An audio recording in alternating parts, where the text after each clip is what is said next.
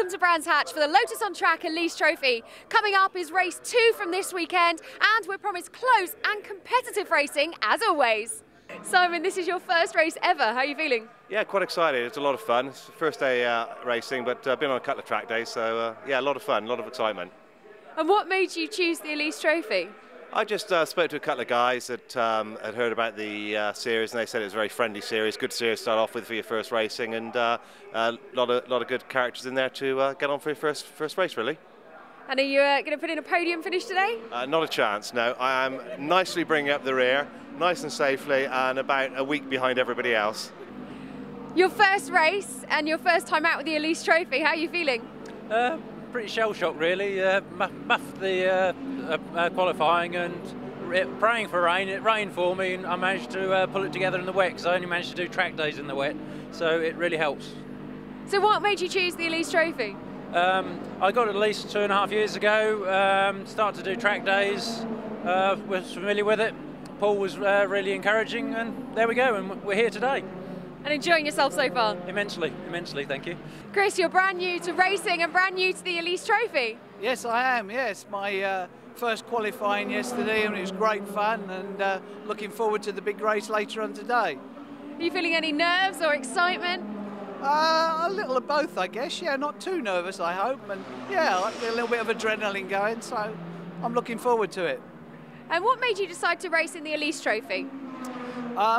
Clearly, it's the best trophy for Lotuses in the country, or certainly in near Europe. So it was the obvious choice. Lotus on Track, Elise Trophy. Here I am. So, Greg, what brings you back to the Lotus on Track Elise Trophy this year? Well, another year of fun. Hopefully, close racing with a lot of similar competitive guys, all from track day backgrounds. Although for me, it's the start of the 3rd season, so it's a bit more competitive. Hopefully moving up the grid a bit, and maybe even getting a couple more cups, you never know. Gary, you're back for another season. What keeps you coming back? I just love it. I love the camaraderie, the racing and everything. Although it's been pretty tough winter, I just really had to make up my mind if I was going to get in a bit more debt and carry on. So I decided to do that, and here I am. Since the very beginning of the Lotus on Track Elise Trophy, Yokohama have been the tyre sponsors, and I'm joined now by Simon Clark of Yokohama. Simon, where did your involvement come from, and why the Elise Trophy? It dates back to the days working with Lotus and the factory cars. Basically, they had a motorsport programme that started off, and we became involved from then, really. Obviously, you've been sponsoring the series from the beginning. What encourages you to come back every year? It's very good racing. I think it gives us very good TV exposure. Takes the Yokohama name out to the general public. It's very good. And how many sets of tyres do you end up going through each weekend? Depends where we are, but we could always do with doing a few more, I think. Thank you very much. No problem. Well, those Yokohamas are most certainly going to be tortured in this, the second final of the Lotus on Track Elise Trophy, round 1 of 2010. This is for the drivers who did a little bit less well in the heat races, and so we could well see some new names standing on top of the podium. And well, the front row, we have got 2 novice drivers who've done less than 10 races, and pole position, it's Phil Stratton-Lake, alongside him Paul Baker. Steve Quick should go well from 5th on the grid. A little bit further down the order, Ben Pitch, a torrid weekend for him, a race winner in 2009 in the modified class. Andy Dolan, we saw him earlier in the weekend going very well. And the last 4 drivers on the grid are starting with a 20-second penalty, but watch Jewel and Williams fighting their way up through the pack.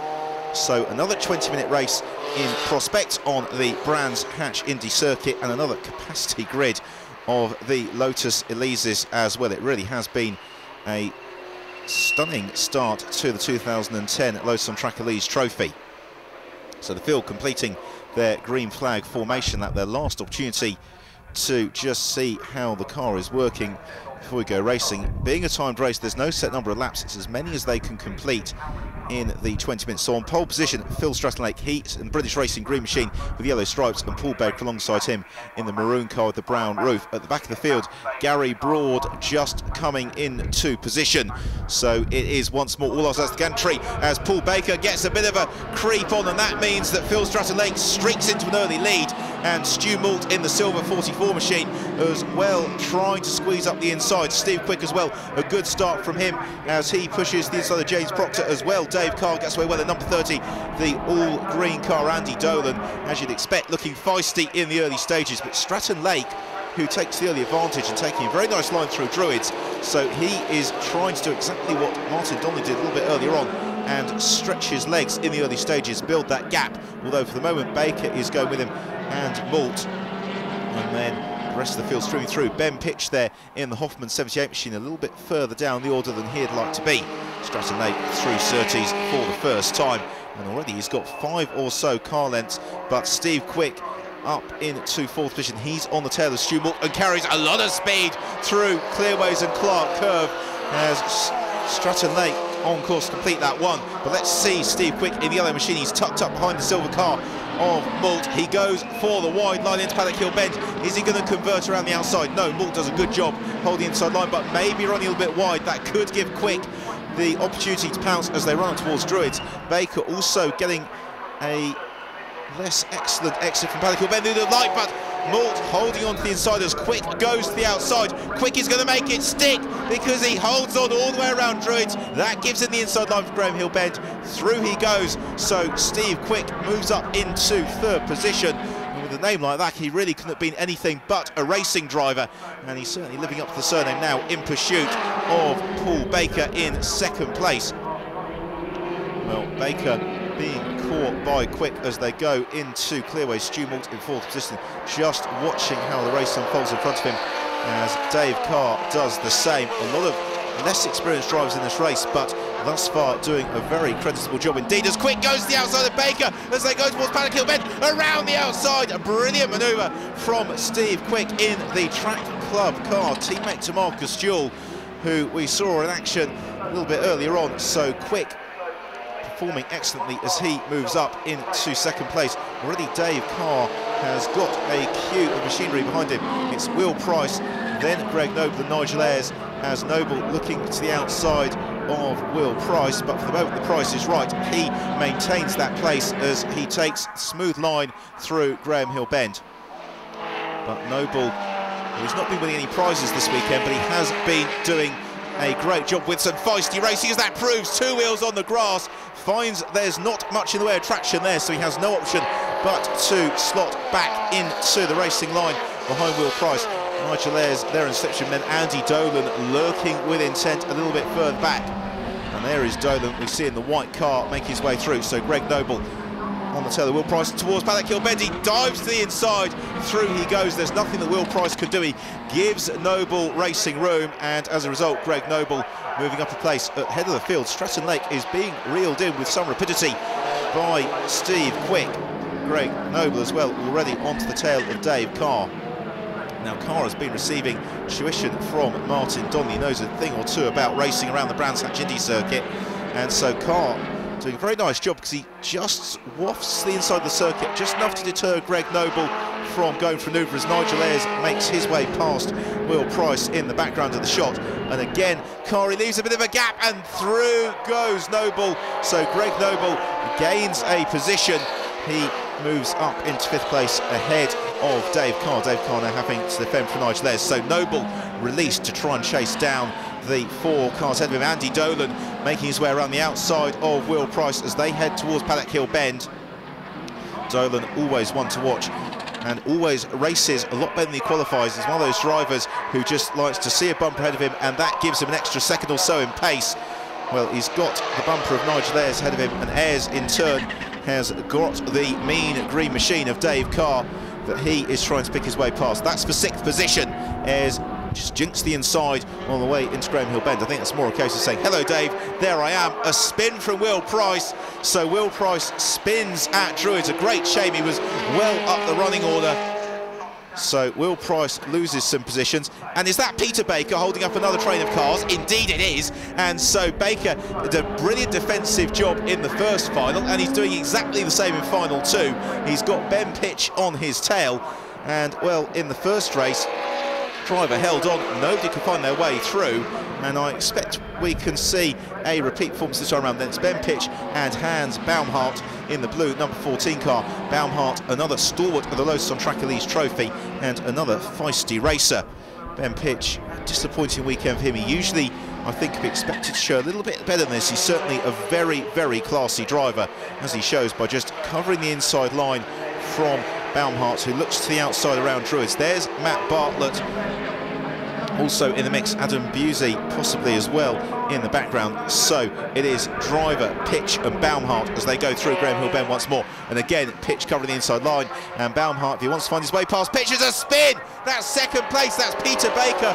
So Peter Baker goes farming on the exit of Surtees, and that's a great shame. Stuck in the mud for Baker. He is going to lose a slurry of positions, and Ben Pitch may well lose out as well to Baumhart, as Baumhart carries the inside line this time as they blast down the Bramham Straight on towards Paddock Hill Bend. It's going to be a case of battle of the late breakers, and Pitch is late on the brakes, so is Baumhart, and Baumhart makes it stick. He goes through. Can Pitch get the switchback as they climb up towards Druids? Well, no, Baumhart shadowing to the inside line, but Pitch goes for it very late. Two wheels on the grass, almost contact with Baumhart. They scrabble through, and good driving from the pair of them, as Stu Moult has now been caught by Dave Carr. So Carr, having a train of vehicles on his tail, has given him the hurry up somewhat. Andy Dolan is there as we head to the race leader. Phil Stratton Lake still in the lead, but he has got Steve Quick right on his tail. So Stratton Lake in the green and yellow car, Quick in the all yellow machine, as Moult in the silver leads Carr. And then Andy Dolan, and Dolan, he's been getting a good run on Bramham Straight. He looks to the outside of Dave Carr. As Moult runs wide, that could be an opening for Dave Carr. Carr goes for maneuver, he clouts the curb, runs wide. Andy Dolan, no second invitation required. He gains another position and is now up onto the tail of Moult. Moult, in turn, is in third place as a consequence of the spin from Paul Baker. So this is for the final podium position, so plenty to race for, with a trophy and a bottle of bubbly awaiting the top three finishers. As off at Paddock Hill Bend, I think that's Adam Busey. It certainly looks like it. So Busey backwards into the beach at Paddock, and we're going to get the recovery vehicle coming to winch out the sand trap. That means that for the next few laps, Paddock Hill Bend will be covered by waved yellow flags, and in turn the implication of that is no overtaking for the drivers. Yes, you can just see the marshals holding out the flag in the distance. So Andy Dolan, he can't go through, but that doesn't mean he can't menace, and that's exactly what he does, just showing himself to Stu Moult in the mirrors. And as they head to the Greens flag, through goes Dolan as they go around either side of the back marker. Well, feisty driving, but Dolan gains that position. He goes up into third position, and he is now released to chase down our leading duo. Further back, Peter Driver busy defending from Hans Baumhart, then Ben Pitch and Matt Bartlett in the mix. Baumhart has the inside run to Graham Hill Bend. Through he goes. Driver doesn't want to give it to him, but he turns across too late, so Baumhart gains the place, and Driver demoted, although Driver looking immediately to the inside. We've got a wave yellow flag, and that's why we've got a spin from Noble, and Noble stranded in the middle of the circuit. The drivers go every which way as Noble frantically scrabbles for a gear. A scary moment. The last thing you want to do is be stuck in the middle of the circuit at Surtees, one of the quickest parts of the Brands Hatch Indy circuit. Well, Noble, I can see in the background, has recovered. So a 360 stall and then restart for Greg Noble. That loses him a lot of positions and really takes away any chance that he had of finishing on the podium. It does give Ben Pitch a position. He was able to take advantage of a slight pause from Peter Driver and move around the outside as they got to clearway. So Pitch is released once more to reclaim that position he lost earlier on to Hans Baumhart. There is BJ Chong, and there is Greg Noble at the back of that train. So Noble, though he's spun, he's still got plenty of friends to race with.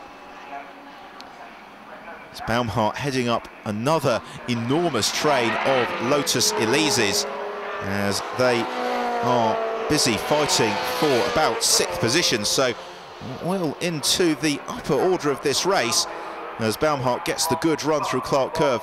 Adam Busey's machine is recovered by the marshals, doing a great job as ever to the very edge of the Paddock Hill gravel trap. Baumhart covers the inside line into Paddock Hill Bend. Somewhat superfluously, we still have wave yellow flags there, so no overtaking, and no overtaking will be allowed until the big yellow recovery vehicle goes back behind the tyre barrier.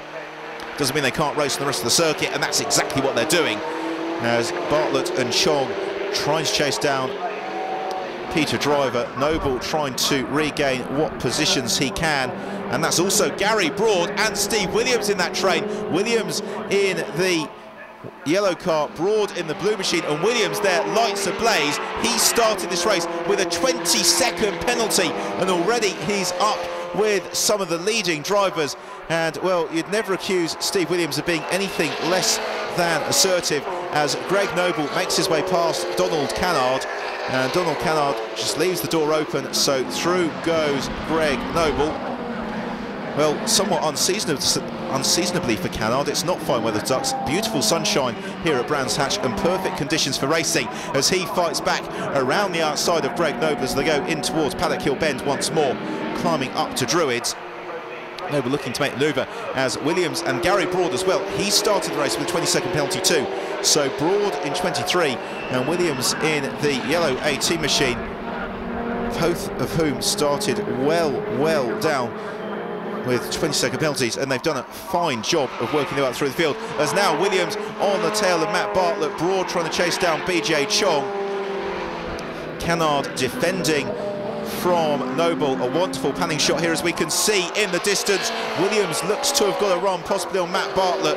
We go back to Greg Noble, who is still fighting to find his way past Donald Cannard. This time he's in Cannard's slipstream, as Ben Pitch again looking to the outside of Hans Baumhart. Wherever you turn, there are overtaking manoeuvres being attempted, as Pitch, has he got the run up towards Druids Hairpin? No, he hasn't. Instead squeezed to the outside somewhat by Baumhart. These two vastly experienced in these Lotuses on track Elise Trophy Elises, and as a consequence racing very hard but very fair, and there's no way through for Ben Pitch. Well, Dave Carr still holding off Nigel Ayres, then it's Pitch and Baumhart, then Driver, and then it's Steve Williams. So Williams has made his way past Matt Bartlett. Pitch yet to make his way past Hans Baumhart. And Pitch and Williams had plenty of dices last year, and well, I don't know what Ben Pitch will be thinking when he sees Williams' headlights in his rear-view mirror. Peter Driver, meanwhile, trying to defend from Williams, who looks to the outside as they head towards Paddock. Meanwhile, we have a change for the lead, as Steve Quick has taken the lead away from Phil Stratton-Lake. The pressure has been on for several laps, and finally it's paid. Quick goes through and moves up into the overall lead of the race, as the front of Quick's car held together by masking tape following a slight indiscretion earlier in the weekend. Not this doing anything to dent Quick's pace. They make their way around the outside of the 53 machine, a little bit further down the order. Through they go without too many problems. And accelerating on 53, that's Christopher Mayhew.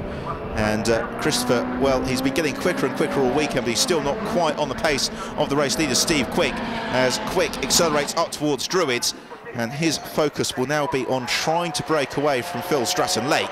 Stratton-Lake, as far as done a very good job in leading the race, and now with a car to follow, he might find that he just gets those extra couple of tenths and stays right behind Quick. Yes, there you can see very clearly where Quick's machine has been repaired. It was an incident at Graham Hill Bend that caused the damage. Lights ablaze on behalf of Quick, as Stratton-Lake falls a little bit further back. There's Marcus Jewell, and there is a spin in the background. One of the cars deposited very firmly in the gravel trap at Paddock Hill Bend. I don't think he's going any further. It looks from a distance like the 57 machine of Neil Stotter, and so Stotter is stuck hard, and he is unfortunately going no further. Donald Cannard now being caught by Marcus Jewell, as that is Paul McNeely in the Fox Motorsport number 8 machine, and McNeely again having a solid weekend's racing. Another driver sporting the black novice cross on the rear of the machine, and so McNeely up against Donald Cannard, who is arguably a little bit more experienced, and Marcus Jewell, who is vastly more experienced. They go past the stranded car of Stotter again, Pellick Hill Bend covered by way of yellow flags as the car is winched away. So McNeely safely out of Druids and down on towards Graham Hill Bend. Callard under attack from Marcus Jewell, and through goes Jewell in the Track Club bright orange number 17 machine. Through goes Jewell. Gary Broad just going through short. He's cleared Matt Bartlett as they lap Christopher Mayhew, and yes, Jewell makes the move stick for certain as they head into Surtees. As Mayhew moves left of the circuit, so Jewell loses no time whatsoever there as he now sets off in pursuit of Paul McNeely.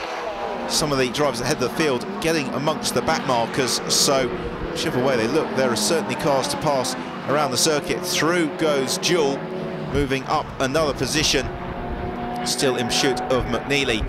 Although Marcus Jewell, those Yokohamas may well be crying for mercy now. This is his third race of the weekend. Not that it's hurting his pace too much. Up the inside of McNeely he goes, and so another position gained for Marcus Jewell.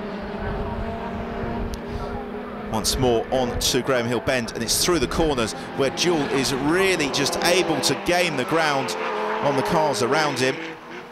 And is he going to gain another position almost immediately? We've got a spin there at Druids. That's Vittel Chahoun, and Chahoun, a very neat demonstration of a three-point turn. He almost wipes out the recovering Paul Baker into the bargain, but Chahoun recovers without too many problems as skittering across the grass. That is number 59. And, well, Nigel Hannam hangs it out wide at Clearways. As a consequence, he loses the position to Marcus Jewell. And he also loses out to Paul McNeely. So, well, Nigel Hannam, it was a tiny mistake, just two wheels across the gravel trap, but he loses 2 places as a consequence. So Jewell now off in pursuit of Matt Bartlett. Hannam under pressure from Donald Cannard, although he will be looking to take that place back from McNeely. Here is Dave Carr, who's about to lose out to Steve Williams. Williams gains another position, and that moves him up into 5th position. Dave Carr, who has been defending with fortitude for several laps, has now got Baumhart, Ayres and Pitch all queuing up on his tail. And Dave Carr, the novice racer, Nigel Ayres, who most certainly is not, but Carr, is he going to cover that line? No, he takes the wide line on Bram Straight. This could cost him very, very dearly indeed if the others decide to be a little bit bolder on the brakes, but no, Carr covers the line very nicely indeed. Well done, Dave Carr, although he's now got Baumhart on his tail. Carr runs wide up towards Druids. That is going to be Baumhart's opening. Through goes Hans Baumhart. He takes 6th position.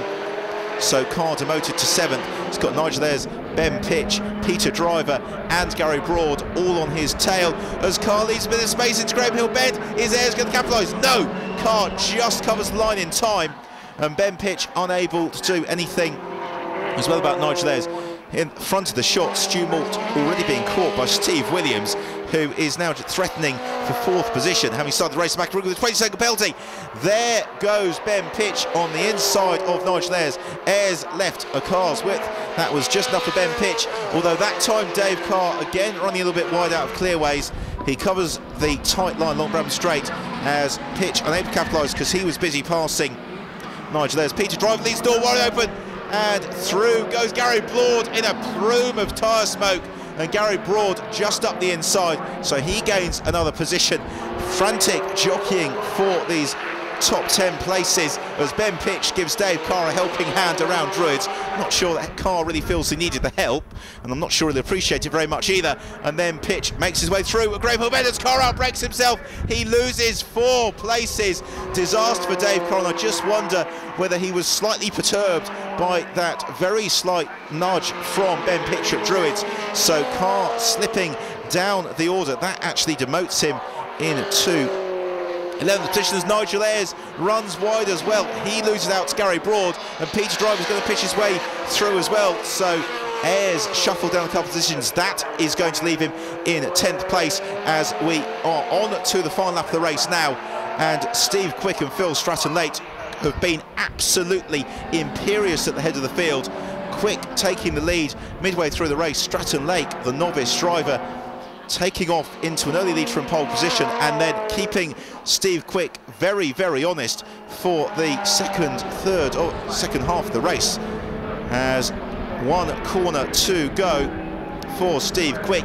He's just got Clark Curve and the Brabham Straight between himself, the checkered flag, and a win in the Lotus on Track Elise Trophy.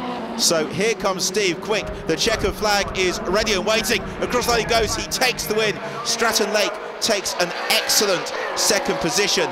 Further back, Dave Carr's got more company as Marcus Jewell gains another position. So Jewell, again, another of the drivers with a 20-second penalty. He fights his way up through the field to the checkered flag.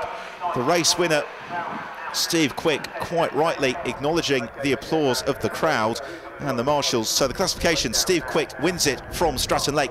Andy Dolan all the way up to third place, with Steve Williams fourth from a 20-second penalty.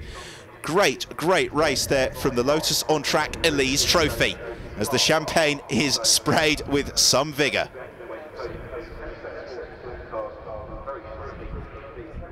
Steve, your first race, and you get a first place. Yeah, very scary, but very interesting, very enjoyable. And it wasn't easy, was it? To start off with, it was very difficult, lots of traffic, lots of people sliding around all over the place. And then halfway through, I kept an eye on the guy in front, and his tyres started to go off a little bit, and decided that was the time to go for him. And it certainly paid off. Yeah, quite pleased to get some silverware. Phil, a fantastic result for you. It's your first race, isn't it? That's right, yep, this weekend's the first race weekend. Yeah, it's my 50th birthday present for my lovely wife. And it's the most thrilling experience by far and away I've ever. It's just fantastic. I mean, incredible to be out there for your first race, get the second place. Yeah, I know, yeah, but yeah, the other guy, I think, is it Simon Deacon? I don't know who won.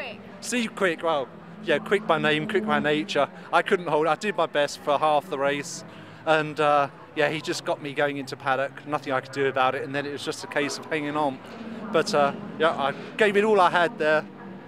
And will you be back again? Oh yes, oh yes. Andy, did you enjoy that race? It was absolutely fantastic. I loved it. I love coming to Brands and racing. It's just amazing. My third season, started my third season.